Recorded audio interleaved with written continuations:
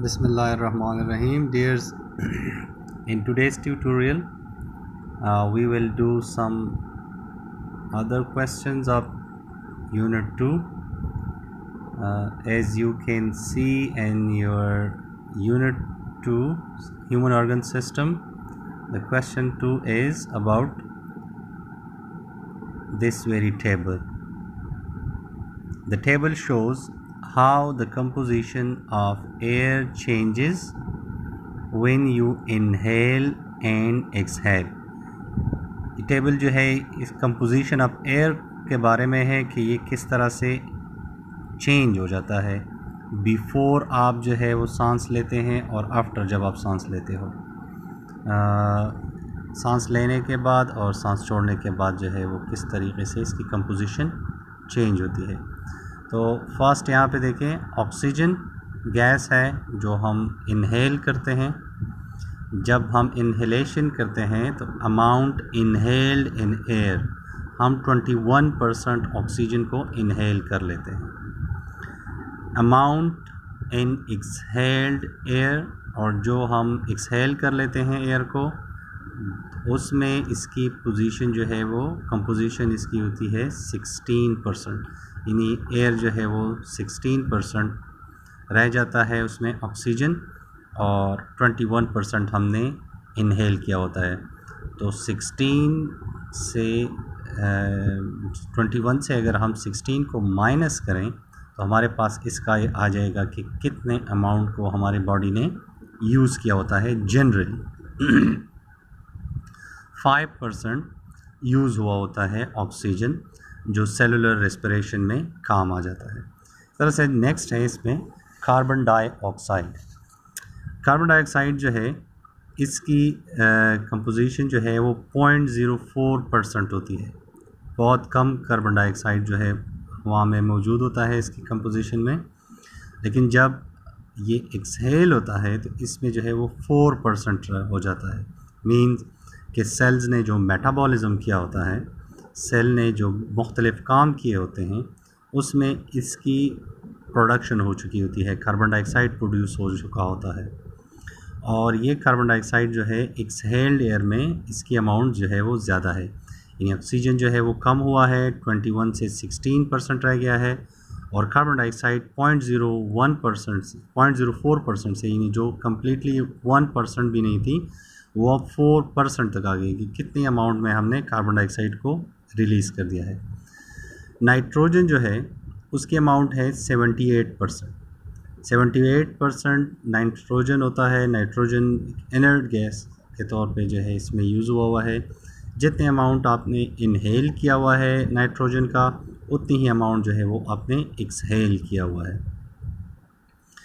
अच्छा, water vapours जो हैं वो ये वेरिएबल हैं, मींस के ये डिपेंड करते हैं आप किस एरिया में हैं, आप किस एनवायरनमेंट में हैं।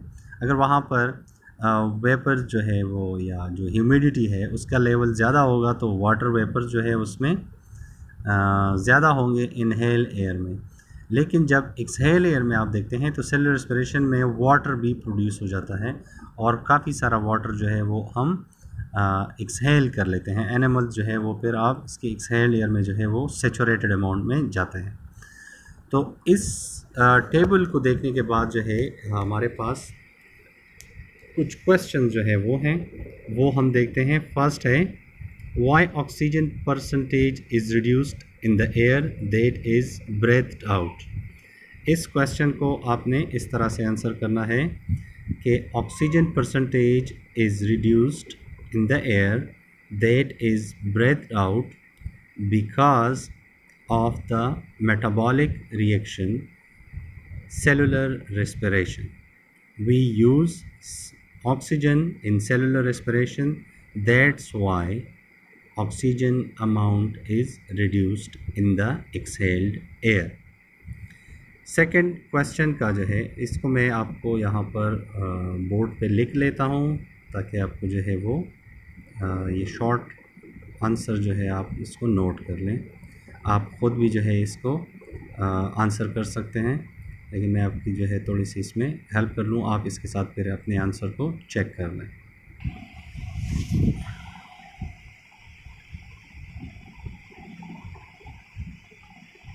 दी, ये आंसर नंबर 1 है, the oxygen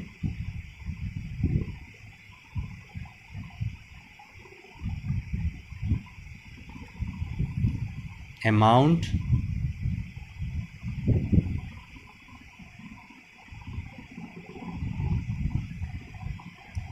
is reduced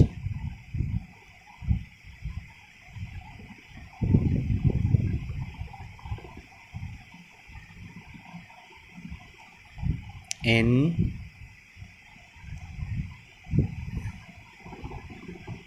exhaled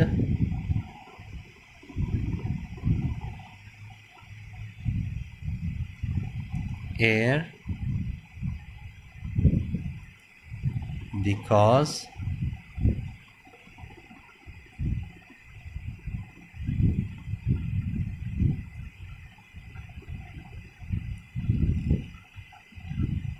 we used it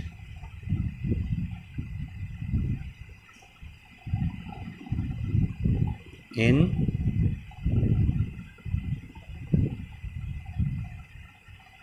cellular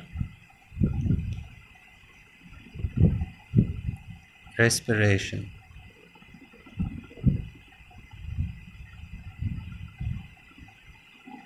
ये इसके फर्स्ट क्वेश्चन का आंसर है, इसके साथ जो है आप इसको मैच कर लें अपने आंसर को। नेक्स्ट क्वेश्चन है amount of which gas remains unchanged and why. तो इसका आंसर जो है ये है कि टेबल से आपको कौन सी गैस जो है वो नज़र आ रही है कि वो अनचेंज है। Exactly amount of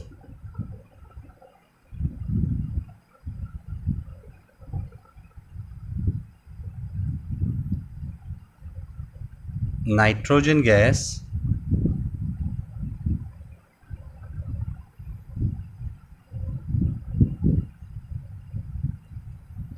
remains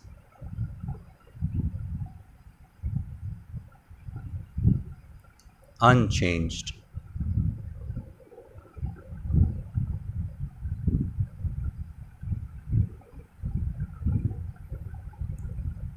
because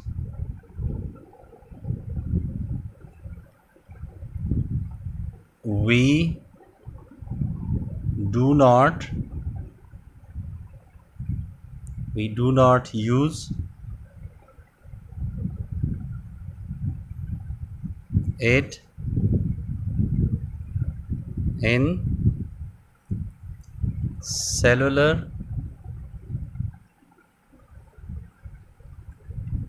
respiration।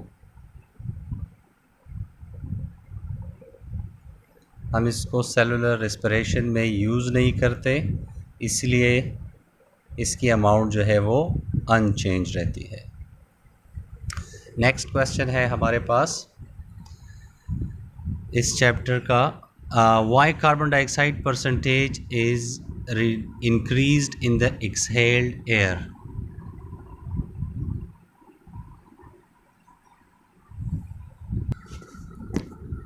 Okay, next question है why carbon dioxide percentage is increased in exhaled air.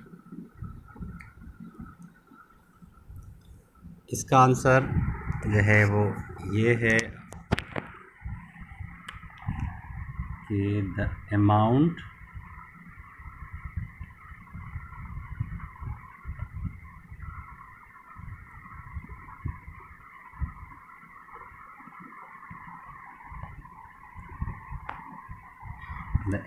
of carbon dioxide CO2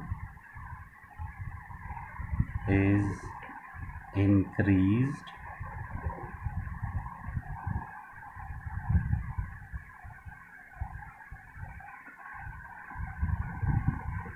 in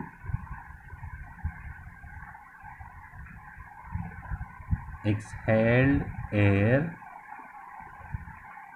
because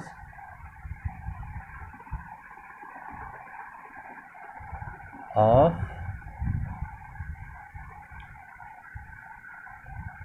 because of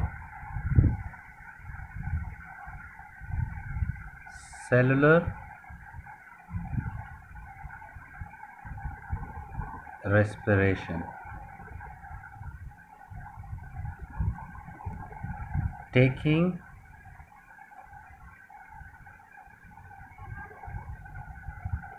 place in all body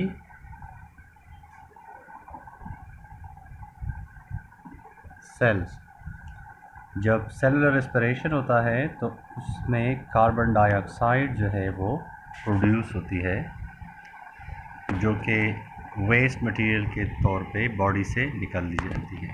यह है हमारा third question. हमारे पास जो है next question है, next question हमारे पास है कि एक और क्वेश्चन नंबर थर्ड जो है इसका है, the following diagram shows structure of artery, capillary and when. जो डायग्राम है वो आर्टरीज, कैपिलरीज और वेन्स की जो है वो डायग्राम को शो करते हैं। इसके आंसर जो है वो आपने खुद लिखने हैं एग्जैक्टली द सेम वे जैसे अभी हमने इससे पहला क्वेश्चन किया। ये आर्टरीज़ हैं, इसके जो है स्ट्रक्चर को देख लें, ये थोड़ा सा जो है वो थिक है, वेन जो है वो भी जो है थिक है। लेकिन कैपिलरी को अगर आप देखें, इसको हम जूम इन कर लेते हैं तो आप देखें ये वन सेल का बना हुआ है, सेल जो है आपस में जुड़े हुए हैं और एक एक सेल के बने हुए हैं। जबकि यहाँ पर हम देखें तो यहाँ पर जो है ये सेल्स काफ़ी सारे जो है लेयर्स में जो है वो बने हुए हैं और ये इसका ल्यूमेन है जिसमें जो है वो ब्लड जाता है। अगर इसको देखें, आर्टरीज़ को देखें तो उसका जो है ये लेयर्स जो है वो बहुत ज़्यादा हैं। लेयर्स के ज़्यादा स्ट्रक्चर होने की वजह से इसका ल्यूमेन जो है वो कम है। इससे ये भी पता चलता है कि आर्टरीज़ में जो है ब्लड प्रेशर भी ज़्यादा होगा। लेकिन लेट्स सी क्वेश्चन कौन कौन से पूछे गए हैं और आपने कौन कौन से आंसर जो है इसके देने हैं, लिख के जो है मेरे साथ शेयर करने। Which blood vessels can be seen only through microscope. इनमें से कौन सा ब्लड वेसल ऐसा है जो थिन इतना है कि इसको सिर्फ माइक्रोस्कोप से देखे जा सकते हैं? Capillaries. Capillaries can be seen only through microscope. Okay, second है, which blood vessel will hold more blood than the other two. इनमें से कौन सा जो है ब्लड वेसल ऐसा है जिसमें बहुत ज़्यादा ब्लड होगा बाकी टू से? वेन्स में इसका ल्यूमेन जो है वो बड़ा। Why pulse is produce only in arteries. Pulse जो है आर्टरीज में क्यों प्रोड्यूस होता है? क्योंकि इसका ल्यूमेन जो है, इसके जहाँ पर ब्लड फ्लो हो रहा है यहाँ पर जो है इसका ल्यूमेन भी छोटा है और ब्लड प्रेशर जो है इसमें राइज रहता है, ये हार्ट से खून को लेकर जाती है। ओके डियर्स, आप जो है इन क्वेश्चन को जो है वो आंसर इनके आपने मेरे साथ शेयर करने हैं। आपने ऐसे करना है जैसे हमने जो है इससे पहले वाले क्वेश्चन के ये जो है 3 आंसर जो है वो लिखे हैं। 3 क्वेश्चन उसमें से पूछे गए थे उस टेबल में और उसमें जो है हमने 3 आंसर लिखे हैं। ये 3 क्वेश्चन जो हैं ये आपने करने हैं। ओके, इसके साथ जो है हमारे आपके लिए एक होमवर्क है, जो प्रोजेक्ट है आपका, वो मैं आपको होमवर्क दे देता हूँ और फिर हमारा जो है ये चैप्टर इसका एक्सरसाइज जो है वो ख़त्म हो जाएगा। प्रोजेक्ट आपका है कि how much air do your lungs hold. आपके लंग्स में टोटल कितना एयर जो है वो आ सकता है, यानी आपकी लंग्स कैपेसिटी को जो है वो जानना चाहते हैं कि आप इसको मालूम करें एक्सपेरिमेंटली। इसका एक्सपेरिमेंटली वर्क के लिए जो है आपके पास मटेरियल कौन कौन से होंगे इस प्रोजेक्ट के लिए आपने करना है और अपना प्रोजेक्ट मेरे साथ जो है वो शेयर करना है। प्लास्टिक बॉटल आप लेंगे जिस पर एक लिड हो, इसका बेंडी स्ट्रॉ आपने जो है एक बेंड कलर की स्ट्रॉ है जो आपको सफ़ीलों से जो है आसानी से मिल जाएंगे। एक बाउल ऑफ वाटर, बाउल आपके घर में होगा, पानी आपके घर में बहुत सारा अवेलेबल है, और ए परमानेंट मार्कर ये आपने जो है यूज़ करने हैं। इसके साथ जो है इस प्रोजेक्ट में आपने क्या करना है, प्रोसीजर में जो है ये है कि आपने जो है fill the bottle with water and put the lid on. इसमें जो है वाटर को फिल करना है और फिर इस पर लिड जो है वो लगाना है। Breathe in deeply then blow gently into the straw until your lungs are empty। पहले आपने जो है डीप ब्रेथ लेना है, बहुत ज़्यादा गहरी सांस लेनी है। उसके बाद जो है स्ट्रॉ मुंह में पकड़ के इसके लेड में, जैसे आपको डायग्राम भी बुक में नज़र आ रहा है, ऐसे करना है, इसमें ब्लो करना है। तमाम एयर जो आपके लंग्स में है वो आप इसमें ब्रीथ आउट करेंगे और ये जो है आपकी लंग्स कैपेसिटी को शो करेंगे। जहाँ तक जो है वो आप ब्लो कर लें, वहाँ तक जो है जहाँ पर आपने पानी लगाया हुआ है वहाँ अपने मार्कर से जो है वो लाइन लगाने हैं, और बाकी जितना भी अमाउंट है वो आपकी गैस कैपेसिटी है या आपकी जो लंग गैस कैपेसिटी है वो होगी। तमाम जो आपके दूसरे फ्रेंड्स हैं जो आपके आसपास रहते हैं, G6, G7, G8, super, F6-1, F6-2, F6-3, F6-4, ये तमाम स्टूडेंट जो है ये आपस में नज़दीक हैं, एक दूसरे के करीब हैं। आप सब ने जो है ये प्रोजेक्ट करना है और एक दूसरे के लंग कैपेसिटी मालूम करनी है कि किसके लंग्स में ज़्यादा कैपेसिटी है इसको हवा को होल्ड रखने के लिए, गैस को होल्ड रखने की। जो लोग स्मोकिंग करते हैं उनकी लंग कैपेसिटी कम होती है, और जिन लोगों को सांस की कोई प्रॉब्लम होती है, लंग्स की कोई प्रॉब्लम होती है, उनकी भी लंग कैपेसिटी कम होती है। तो इस प्रोजेक्ट से जो है आपको 2-3 चीज़ें सामने आएंगी। मज़ीद भी चीज़ें हैं इसमें, लेकिन वो आपने ख़ुद मालूम करनी है। Hope this make sense. See you इंशाल्लाह नेक्स्ट टाइम। अल्लाह हाफ़िज़, टेक केयर।